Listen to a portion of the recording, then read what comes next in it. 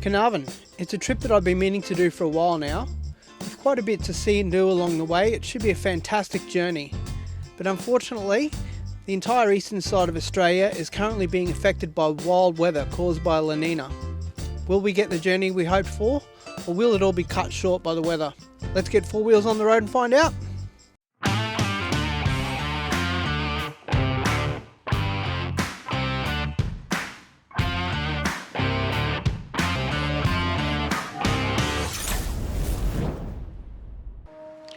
Well, good morning. It's time for us to bid a fond farewell to Mundubbera. It's a nice little place here. I've really enjoyed being here. The van park here was fantastic. The hosts were fantastic there, really friendly people. And most of the people that were in the van park were just fruit pickers, which was good for me because they went to bed early and they were up really early, which is what I do, so suited me just fine. Great little place. I'd definitely recommend coming to check it out if you are near the place. Today we've got a really big day ahead. We're going to head off to Monto and check out some silo art, which I believe is there, very similar to what the water tower is here behind me. And then we're going to head off to Cania Gorge this afternoon, go for a bit of a walk around there, check it out. Not really sure if I stay there a day or two. We'll see how we go. All right, let's get back on the road. Gorgeous morning for driving, I tell you what. And the drive out here to Eidsvold from Mundubbera has just been fantastic. One of the great memories of my childhood was driving through little towns like we just went through in Eidsvold. I hope that's the way to pronounce it. It was always really great when I was a kid driving through those little towns and checking out all these old general stores that have been there for 50, 100 years. All the people are all really so friendly and just wave to you and say g'day. It's fantastic. It's a really uniquely Australian thing and, you know, something that I hope this country never loses. All right, well, we're going to continue on the road out to Monto now. We're going to just stop there and stretch the legs and check out the silo art, and then we're going to continue on our way from there. See you in a bit.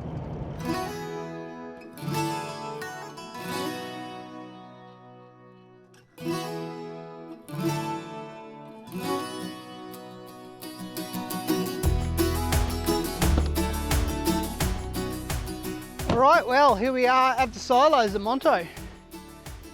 These things are huge. They've got to be like 15, 20 metres tall, something like that, probably 20 metres. Would have taken a hell of a lot of time to do. Let's take a look.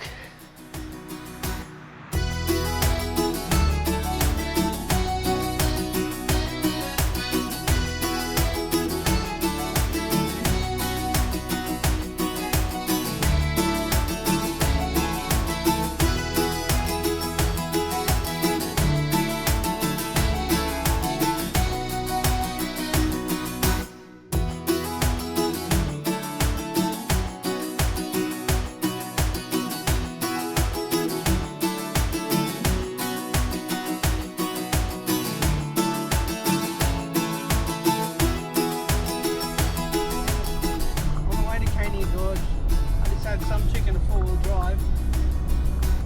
He said she owns one of the farms here. All over. Couldn't rev me. What are you doing? I said, oh, I got my drone up, it's following me. Oh, I'll fucking shoot it down. We shoot those down around here.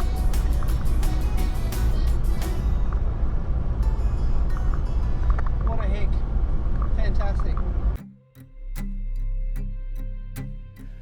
Alright, so we're just entering Cania Gorge now. First of our stops along the way here in Cania Gorge is going to be at the site of Clark and Ivy Bartlett's house. Clark Bartlett was a miner here and moved here in 1926, and it was interesting to find out about how he was instrumental in setting up a lot of the walks in the area here.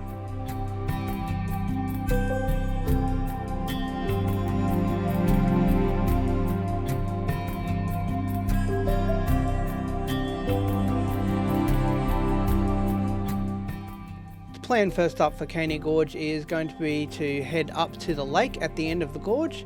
Then we're going to take a bit of a look around the place, and later on we're going to try and find our way back to some accommodation. Just wanted to have a quick look around the place first before we do any of that. So as with all my journeys around the place, I try and keep a few things as a bit of a surprise if I can. And I have to say, at the end of Cania Gorge here, Cania Lake is actually a little bit of a surprise. There's a massive precinct here with huge park areas right next to the lake, which is fantastic. Tons of covered areas, so I think you could get some good use out of it if you're up here. I think we'll go and take a bit more of a look around this lake now and see what it's got to offer.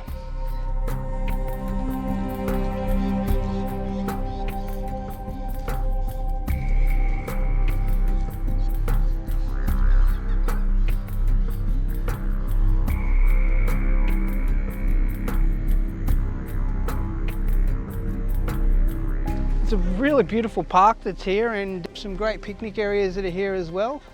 Old concrete tables, and there's a boat ramp here as well.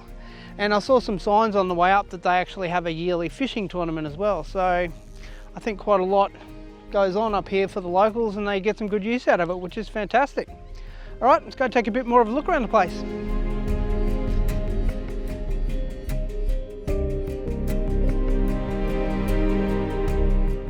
It's an awesome area here near the boat ramp. There's bathrooms just over here, and there's about, I know, probably half a dozen covered areas as well for picnics and barbecues, which have each got 3 separate tables in them. You've also got a lot of trees around, which is fantastic.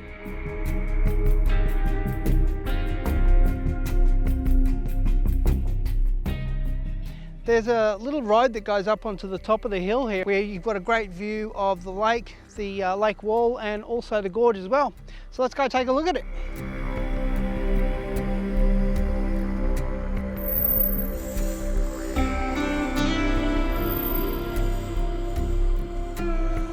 So now that I've taken a look at the place, there really isn't a heck of a lot to do in terms of walks or anything here, but that really wasn't the must-do things that were on the list for my journey.